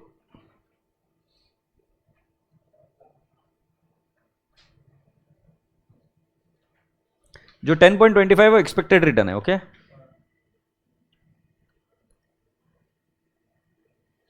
और अगर ऐसा दिया हुआ ना एग्जाम में क्वेश्चन तो 10.25 का तुमको डर लग रहा है और कोई फिगर आएगा तो 6 महीने का कितना है वो देंगे आपको। You don't have to worry.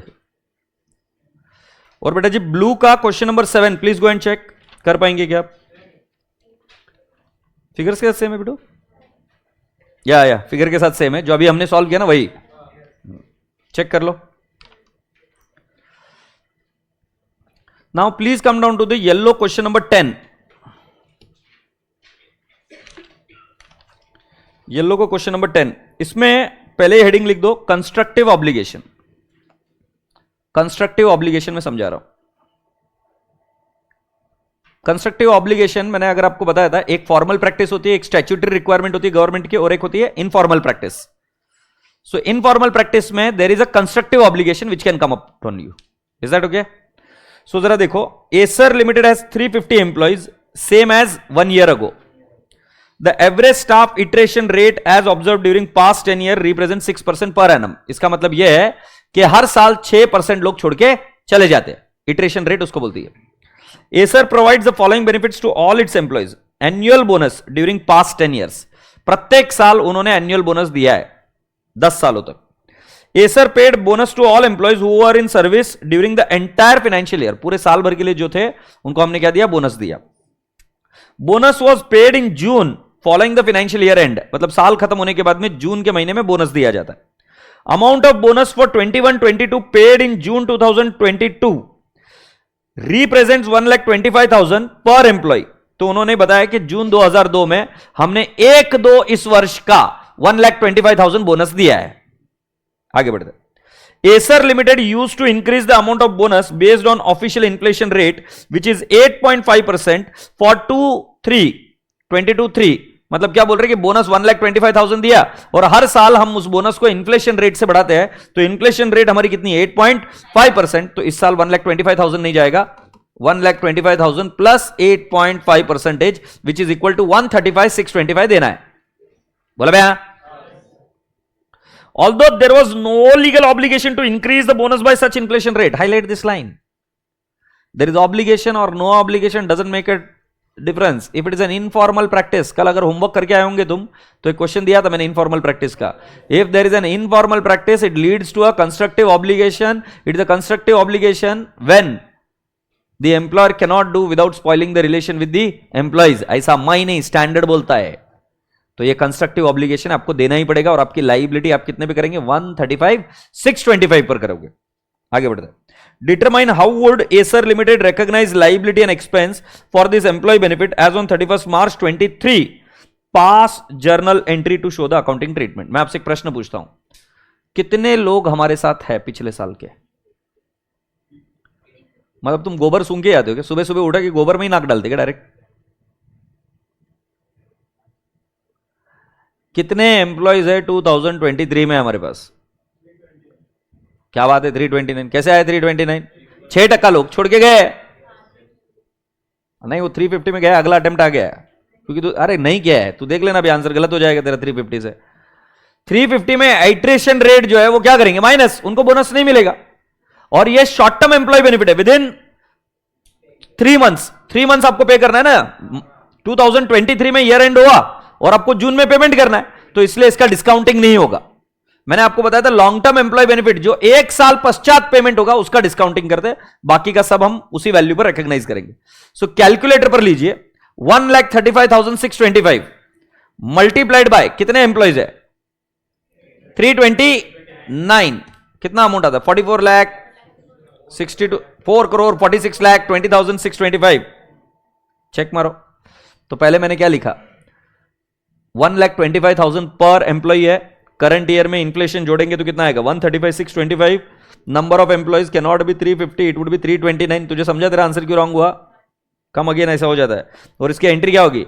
Employ benefit expenses to provision for bonus. ये फाउंडेशन की एंट्री है। एग्रीड? नीचे क्या लिखा है? It is given that company is under no legal obligation to increase the bonus by official inflation rate. However, the company has been increasing the bonus by inflation rate over the past years. This has given rise to constructive obligation for Acer Limited. Informal practices such as this give rise to constructive obligation where the entity has no realistic alternative but to pay employee benefits. Accordingly, provision is made for the amount considering the inflation rate. क्या मैंने constructive obligation ये शब्द बोला था? Informal practices ये शब्द बोला था? Yes or no? So बेटा जी उनके पास कोई realistic alternative नहीं है but to pay the bonus at the inflated rate. Say yes. बेटा कोई क्वेश्चन है तो पूछ लो मुझे नहीं समझा। इस बार कितनी अमाउंट निकाली हमने? अच्छा, ये किस में जाएगा? पोस्ट एम्प्लॉयमेंट बेनिफिट में जा रहा है कि शॉर्ट टर्म एम्प्लॉय बेनिफिट का क्वेश्चन है? ये शॉर्ट टर्म एम्प्लॉय बेनिफिट का है। बोनस अगले 3 महीने में तो भर रहे ना। तो पहले हमने बोनस की अमाउंट निकाली और बोनस की अमाउंट निकालने के बाद में नंबर ऑफ एम्प्लॉयज निकाले। सिंपली मल्टीप्लाई किया, बात खत्म हो गई। और आउटस्टैंडिंग सैलरी की एंट्री कर दी, सैलरी टू आउटस्टैंडिंग सैलरी, यहां पर सिर्फ शब्द चेंज कर दिया, bonus to provision for bonus. Appreciate this. With this which question is done? 10। इसको लिखना है कि जम जाएगा? जमिंग सच्चीज और श्योरेज। ये एक और क्वेश्चन था ऐसा, ऐसा और एक था ना रे बाबा, ये बाबा बाबा बाबा। Question number 11 believe, question number 11 believe.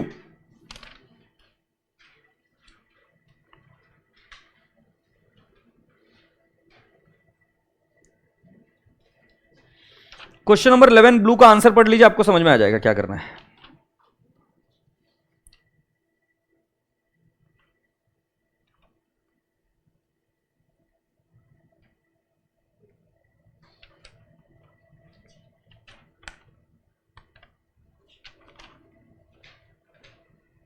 Whimsical Employer Limited grants annual bonus to its employees on discretionary basis. Discretionary basis अपने मन के हिसाब से. Well has March 2000 year end and finalize accounts by April 2006. But bonus is announced and paid in May 2006. मतलब उनका finalisation भी कब हो जाता है? अप्रैल में, और उनका बोनस कब डिक्लेयर हो रहा है? मई में. Is provision required to be made for bonus at March 2006 year end? नहीं कर सकते तुम प्रोविजन. कौन सी अमाउंट का करोगे? तुम्हारा फाइनलाइजेशन मई में हो रहा है और तुम्हारा एनुअल अकाउंट कब हो रहा है? अप्रैल में. अगर AS4 भी अप्लाई करोगे तो भी नहीं होगा. Events occurring after the balance sheet date, यहां पर any event which occurs after the what I can say financial statements are approved by the board of directors can not be adjusted. और आपका bonus कब declare हो रहा है? मई में. Finalisation कब हो रहा है? अप्रैल में. मार्च में प्रोविजन करने के लिए कुछ तो चाहिए. कितना है? या तो पास्ट का डेटा चाहिए. पास्ट का डेटा है नहीं. आंसर पढ़ो, समझ में आएगा क्या? Since in the given case there is no formula nor the amount finalise before the financial statement are approved. ये AS4 का रेफरेंस गया. Since in the given case there is no formula nor is the amount finalised before the financial statements are approved nor there is a reliable past practice, provision for bonus is not made for the March 2006 accounts. अब कुछ बच्चा मुझे पूछ सकता है कि sir अगर ये सब कुछ पता होता तो करना चाहिए था क्या? हाँ, अगर तुम बोनस देने वाले तो उसका प्रोविजन करना पड़ेगा. बट जिस चीज का एस्टिमेट नहीं हो सकता उसका प्रोविजन नहीं हो सकता. याद करो AS29. If the amount can not be measured reliably, तो प्रोविजन मेजर करने के लिए अमाउंट चाहिए. ठीक है, हम फिर भी कर लेते अगर हमें अप्रूवल के पहले पता चल जाता. तो यहां पर अप्रैल में फाइनलाइजेशन हो रही है तो इसलिए भी नहीं कर सकते. नहीं तो हम क्या अगले साल भी होता, अगर अमाउंट मिल जाती तो हम इसका प्रोविजन बैकडेटेड मार देते. नहीं कर सकते क्योंकि financial statements are approved. Yes और नो. और हमारे पास कोई पास डेटा नहीं है, कितना बोनस देना पता ही नहीं, तो हम अमाउंट पता नहीं तो कैसे लिखेंगे? एंट्री होनी चाहिए. क्या? द आंसर इज यस, होनी चाहिए.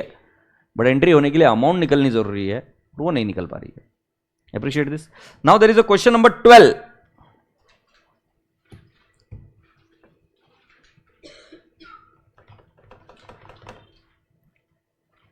Question number 12 homework, yellow homework. Question number 12 yellow. Ayushi Gupta, very good. हाँ बेटा जी, क्वेश्चन नंबर 13 को मैं समझाता हूं पहले ओरली. मुझे एक बात बताओ, तुम सभी लोग मेरे पास ज्वाइन हुए, तुमको मैंने बोला तुम सभी लोगों को ग्रेच्युटी मिलेगा आज के 5 साल बाद. मुझे बताओ, मुझे ग्रेच्युटी की एंट्री कब करनी पड़ेगी? आज या 5 साल बाद? यही तो सिखाया मैंने तुमको एक्रूअल कॉन्सेप्ट से. आज करनी पड़ेगी. बट तुम में से कुछ लोग छोड़ के चले जाएंगे. तो भाई साहब वही, इसके लिए तो एक्चुअली होता है ना, वो ऑब्लिगेशन को प्लॉट करता है, प्लान करता है, वो सब कंसीडर कर लेता है कि इसमें से कितने लोग छोड़ के जाएंगे, कितने लोग रहेंगे, लास्ट में उसकी लास्ट ड्रॉन सैलरी कितनी रहेगी, सब वो कैलकुलेशन करता है ना. अपना हेडेक नहीं है. अगर एग्जामिनर पूछे प्रोविजन फॉर ग्रेच्युटी की एंट्री पहले 5 सालों में होगी क्या नहीं होगी, द आंसर इज यस. अबे साला, वो प्रोजेक्टेड यूनिट क्रेडिट मेथड में हमने क्या गोटे खेलना थोड़ी ना सीखा है? उसमें करंट सर्विस कॉस्ट उस ऑब्लिगेशन को प्रोजेक्ट करके ही तो किया था. और ऑब्लिगेशन को प्रोजेक्ट करने का काम किसका है? एक्चुअरी का. I don't have to take that headache, it is a statistics. Question number 13 yellow का जो है ना उधर, वो इसी लाइन पर है. एक बार पढ़ लेते इसको. अच्छा क्वेश्चन है, मजा आएगा तुमको. इसकी राइटिंग प्रैक्टिस घर पर करना. मुझे पता है तुम कुछ नहीं करने वाले हो. तुम सिर्फ ये बोल दो हमारा पेपर जाके लिख के आ जाओ ना सर प्लीज। चाहिए तो चिट्टे निकाल दो सर, हम 100 साल बैठने को तैयार है, वेट करने को। हर साल तुम जाके पेपर लिख के आने का है ना, चिट्टे निकालेंगे अपन। In case rules of the enterprise provide that no gratuity would be payable if an employee leaves during the first 5 years of service, whether the enterprise is required to create a provision in respect of gratuity payable during the first 5 years of service of an employee. Rule क्या है, पहले 5 साल में छोड़ के गया तो gratuity नहीं मिलेगी, 5 साल के बाद में गया तो ग्रेच्युटी मिलेगी। इनका यह क्वेश्चन है, जब पहले 5 साल में छोड़ के गया तो ग्रेच्युटी मिलने ही वाली नहीं है, तो क्या उसके प्रोविजन की एंट्री करनी पड़ेगी क्या? The answer is yes. जैसे तुम सब लोग पहले 5 साल तक मैं तुमको ग्रेच्युटी दूंगा क्या? नहीं। बट अगर मान ले 6ठा साल हो गया तेरा, तो ग्रेच्युटी डे 1 से लेकर 6th ईयर तक दूंगा ना, for each period of completed service. ऐसा रूल है ग्रेच्युटी का, तो पढ़ लो। In this case employees right to receive the benefit is conditional on future employment for the period of 5 years, although there is a possibility that benefit may not vest, मतलब बीच में से आदमी छोड़कर चला गया।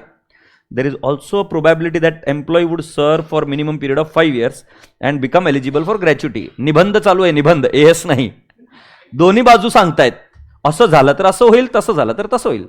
हिंदी में अनुवाद ऐसा है, निबंध चल रहा है, दोनों बाजू बता रहे हैं कि छोड़कर गया तो नहीं मिलेंगे और रह गया तो मिल जाएगा, बस इंग्लिश में शब्द यूज कर ले, waste. An obligation exists even if a benefit is not vested. The obligation arises when the employee renders the service though the benefit is not vested. ये तो मैं खुद बता रहा था, accrual concept. The measurement of this obligation at its present value takes into account the probability that the benefit may not vest, and this appropriately factored in calculation of the present value of defined benefit obligation. ये actually करता है, मैंने बताया था, जब वो उसका decide करता है ना, डिस्काउंटिंग फैक्टर और ये सब कुछ, और ऑब्लिगेशन डिसाइड करता है, तो उसमें सब कंसिडर कर लिया जाता है कि कितने लोग रहेंगे, कितने लोग छोड़कर जाएंगे, कितने रुपए देने पड़ेंगे, ये सब कुछ। उस बच्चे को बहुत मजा आ रही है आज कि उसको घंटा कुछ झेप नहीं रहा है।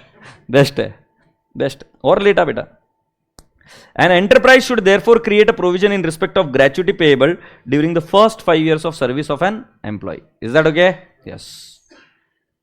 इसका राइटिंग प्रैक्टिस करना पड़ेगा, पॉइंट्स आपको लिखकर याद करने पड़ेंगे। Is that okay? सांस लो। We are on the last part of this एस, मतलब क्वेश्चन का। आगे का नहीं पढ़ा रहा मैं, डिफाइंड कंट्रीब्यूशन प्लान वो कल पढ़ाऊंगा, आधे घंटे में खत्म हो जाएगा, क्योंकि तुमने देख ली मेजॉरिटी क्वेश्चंस हो गए तुम्हारे।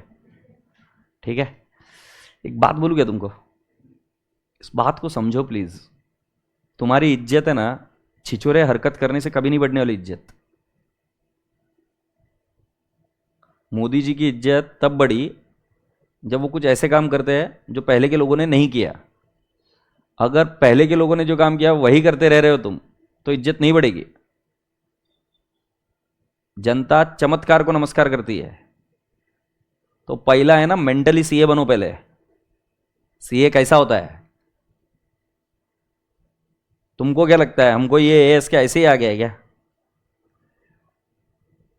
अबे मैं तो सेल्फ स्टडी से पास हुआ बनता है। वे जाके एक बार बैर टेक्स्ट ओपन करके देखो कैसी फटती है, पता चलेगा। हम सेल्फ स्टडी से कर करके पास हुए बच्चे हैं यार, और जब कभी भी पढ़ाने जाते थे ना तो फटती थी ऐसे। इसको कैसे पढ़ाएंगे, इसके किस तरीके से इजी जाएगा, ये सोच के फिर जाके आदमी एक अच्छा टीचर बनता है। बे तुमको एक अच्छा विद्यार्थी बनना है तो पहले वो एटीट्यूड लेके आना पड़ेगा। तुमको एज अ सीए सोचना पड़ेगा। हर चीज को कैसे हम सोच सकते हैं कि डिफिकल्ट है, डिफिकल्ट है, डिफिकल्ट है। फिर साला तू बोल ना कि तेरे को काम मजदूरी वाले करना, तो मजदूरी वाले काम में लग। बड़े सपने क्यों रखने का? अबे जो तेरा लायकी है काम का, जो तेरा कर्म है, उसके हिसाब से सपने देखने का। ऐसा कैसा कुछ बैलेंस तो चाहिए ना। सपने इधर तो लायकी इधर, ठीक है। तेरे सपने उधर और लायकी इधर, ऐसा कैसा चलेगा? थोड़े ऊपर के सपने देखो, मुझे कोई एतराज नहीं। और मैं तो क्या बोलता है, मुझे तो सब लोग अच्छे लगते हैं जिनके सपने छोटे हैं, निवांत है। मुझे अच्छा लगता है। कितना कूलली बैठे रहते। मैं गांव में जाता हूँ ना सोलो ट्रिप पर, कितने कूलली बैठे रहते। घंटा फर्क नहीं पड़ता उनको। तुम उनको जाके ज्ञान पेल दो, तुमको उल्टा ज्ञान पेल देंगे। एंड देन आई अंडरस्टैंड भेंडी इनकी लाइफ। मैं जो सोच रहा हूँ पैसा कमा के बहुत कॉम्प्लिकेटेड रूट से उस लेवल तक जा रहा हूँ, और ये आदमी उधर ऑलरेडी पहुंचा हुआ है और बहुत इजीली पहुंच गया। ऐसा मुझे लगता है कई बार। मुझे बस एक चीज का गुस्सा आता है जब क्लास में आता हूं, तेरे को देखकर ही बता रहा हूं। क्या होता है कि हम जाते हैं उस कोर्स में या कुछ करते हैं, बट हमें उस कोर्स की सारी चीजें करने की इच्छा नहीं होती, बट बेनिफिट सारा पूरा चाहिए। ऐसा कैसा चलेगा? ऐसा कभी नहीं होता है। शादी में दूल्हे की मनवार, उसके बाप की मनवार, उसकी मां की मनवार, उसकी बहन की मनवार, भले ही कैसी भी हो, बहुत होती। तुम्हारे लायकी के हिसाब से, या कोई बहुत चीफ गेस्ट आया कोई, तो उसकी मनवार बहुत होती। तुम ऐसी पत्रिका से गांव वालों के जैसे गए, तुम्हारी मनवार नहीं होगी। तुम्हारी authority benefits is directly you will get it on the basis of what responsibility you are able to take it up. तुम छोटी रिस्पॉन्सिबिलिटी लोगे, बेनिफिट भी कम ही मिलेंगे। सिंपल गणित है लाइफ का, फॉलो करो इसको। हर चीज में चिड़चिड़ चिड़चिड़ नहीं करने की। क्या चल रहा है, मैंने थोड़ी ना बनाया एएस, जाके पकड़ उस आदमी को कमीने ने जिसने बोला सीए कर ले बेटा, अब पढ़ा उसको जाके। ये क्वेश्चन नंबर 4 येलो लिख लो, very important, revise before exam. साला इतना मूड खराब करते मेरा आने के बाद। मेरे को लगा आज मैंने बहुत भारी काम किया, पता है, कसम से बता रहा हूं, क्या भारी पड़ा है साला, हर एक क्वेश्चन आ रहा है, मेरे को ऐसा लगा। और इधर थोबड़ा देखा तुम्हारा कि शी, तुम भरोसा नहीं मानेंगे। ये देखो मेरे पास ये एंट्री आया, लिखे हुए सब, प्रैक्टिस करिए और फिर लेके आए। मतलब जो पुराने लेक्चर्स है ना, वो पुराने लेक्चर्स में से स्क्रीनशॉट्स निकाले कि भाई साहब क्या क्या चीजें किस किस तरीके से बतानी है, करनी है, कैसे आगे जाना है। बहुत मेहनत करनी पड़ती है, तुमको भी बता रहा हूं, मेहनत करो। इस स्टैंडर्ड के लिए मैं आई शपथ बता रहा हूं, मैं 10 घंटे मेहनत करने के बाद में ये लेक्चर डिलीवर हुआ मेरा इस लेवल पर। तुमको थोड़ा सा करना पड़ेगा इस पे मेहनत। रॉकस्टार लिमिटेड, क्वेश्चन को लिख लो, बहुत इंपॉर्टेंट है और बहुत ज्ञान बांटा है इस क्वेश्चन में, बहुत पेला है, बहुत पेला है। और लास्ट में एंट्री 2 लाइन की आएगी, ये गंदी चीज है। तो तुम मुझे ये क्वेश्चन पूछोगे सर इसका क्या करने का, मैं बोलूंगा कुछ नहीं करना है। उसका क्या करना, कुछ नहीं करने का। तो पढ़ते जाओ। Rockstar Limited discontinue business segment, एक बिजनेस सेगमेंट को बंद कर दिया। Under the agreement with employees union, the employees of the discontinued segment will earn no further benefit. तो समझ में आया क्या, ये कर्टेलमेंट है। This is a curtailment without settlement. Settlement मतलब पैसा भी अभी दे दिया, विदाउट सेटलमेंट मतलब पैसा नहीं दिया। अब जो ये लाइन लिखी है ना, उसका मीनिंग दिया है। कमीना एग्जामिनर क्वेश्चन नहीं पूछ रहा, उसका मीनिंग दे रहे हैं, देखो। Because all employees will continue to receive benefit for services rendered before discontinuation of business segment, curtailment reduces the gross obligation for various reasons, including change in actuarial assumption made before curtailment. In this, if the benefits are determined based on the last pay drawn by employee, the gross obligation reduces after the curtailment because the last pay earlier assumed is no longer valid. ये actually answer है जो standard में bear text है ना, वो मतलब curtailment की वजह से ऑब्लिगेशन क्यों कम होती है, क्योंकि अगर मान लो for example last drawn salary के बेसिस पर अगर आपको मिलने वाला था बेनिफिट, अब क्योंकि प्लान ही बंद कर रहे हैं, अभी हम कर्टेल कर रहे हैं या बिजनेस सेगमेंट डिसकंटिन्यू हो रहा है, तो उसकी लास्ट ड्रॉन सैलरी जो हमने एक्सपेक्ट करी थी कि ज्यादा रहेगी, वो ज्यादा हो ही नहीं पाई, उसके पहले ही बंद हो गया। ये पूरा क्वेश्चन नहीं है, उसमें सिर्फ इतना ही पार्ट है कि ये बिजनेस सेगमेंट बंद हो रहा है और कर्टेलमेंट है। कर्टेलमेंट की मैंने आपको 2 एंट्रीज बताई। मैंने आपको बताया था एंट्री ऑब्लिगेशन टू कर्टेलमेंट और P&L टू URPSC, मतलब जितने से ऑब्लिगेशन कम होगा वो कर्टेलमेंट, आप ऑब्लिगेशन को क्या करेंगे, डेबिट। और URPSC जो अनअमोर्टाइज्ड अमाउंट है वो भी कम होता है, उसकी एंट्री मैंने बताई थी P&L टू URPSC, याद है। शांति से आगे। Assuming the following immediately before curtailment based on current actuarial assumption, the gross obligation was estimated at 6,000. curtailment के पहले obligation की अमाउंट थी 6,000. the fair value of the plan asset on the date was estimated 5,100. इसका कुछ नहीं करते, क्या करूं प्लान एसेट का, नहीं कुछ करते। अगर बैलेंस शीट का प्रेजेंटेशन पूछा तो करना पड़ेगा, देखते। The unamortised past service cost was 180. ए ध्यान के भाम अनअमोर्टाइज्ड है, अंडरलाइन करो। सो कितना हो गया बे, क्या क्या है तुम्हारे पास, तुम्हारे पास ऑब्लिगेशन है 6,000, तुम्हारे पास प्लान एसेट है, और तुम्हारे पास क्या है, unamortised past service cost was 180.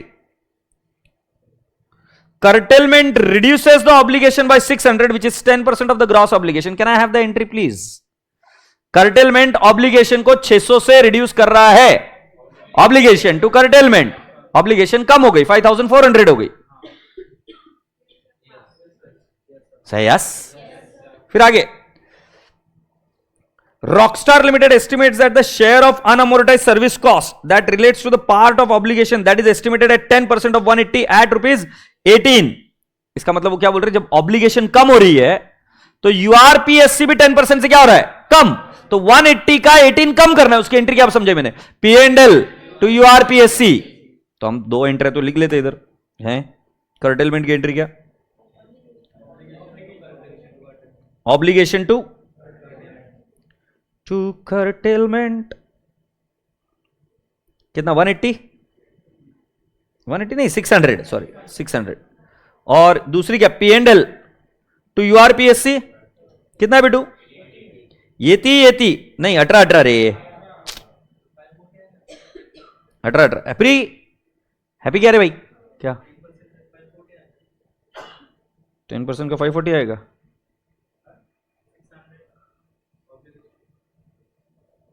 हाँ तो अरे मेरी जान,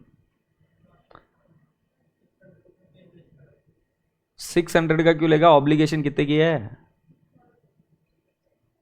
6000 है। और इधर इंग्लिश में पढ़ेगा कि नहीं, curtailment reduces the obligation by 600 which is 10% of gross obligation. 600 का 10% नहीं,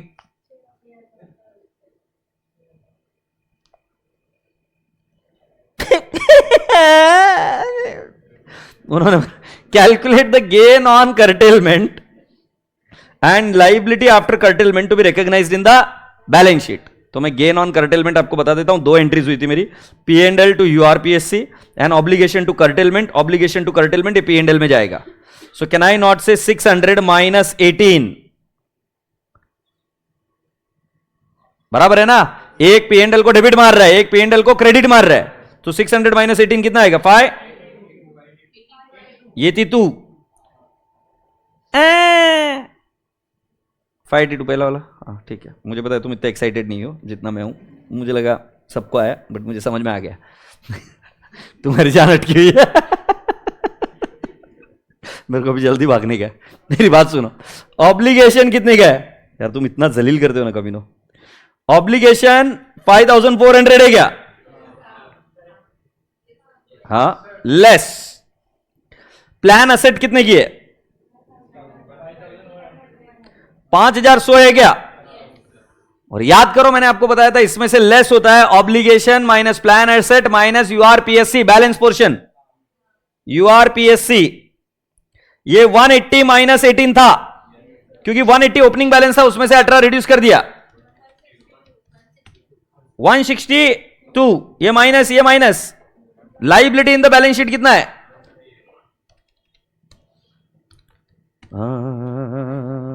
138। चेक मारो 138 है क्या, मेरे को नहीं समझा, दो एंट्रीज बता दो ना, कर्टेलमेंट वाली एंट्री बता दो। ऑब्लिगेशन टू कर्टेलमेंट कितना, 600। मैं बोल रहा है कि खुद बताया ऐसे सलूट ठोक के, खुद बताया। और दूसरा वाला कौन सा, यूआरपीएससी, मतलब एक पीएनएल के क्रेडिट में जा रहा है, एक पीएनएल के डेबिट में जा रहा है।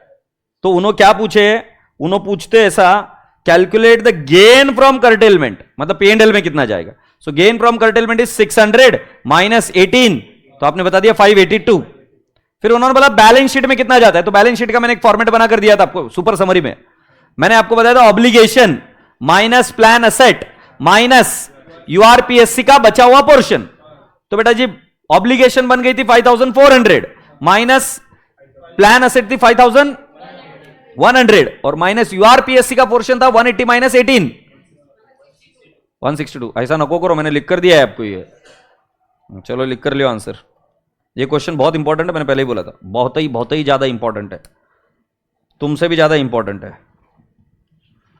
तो घर में जाके मम्मी को बोल देना, तुम्हें मां पता है मेरे से ज्यादा इंपॉर्टेंट कौन है, ये क्वेश्चन। तुम क्या बोलते साले, भ्रुम भ्रुम भ्रुम।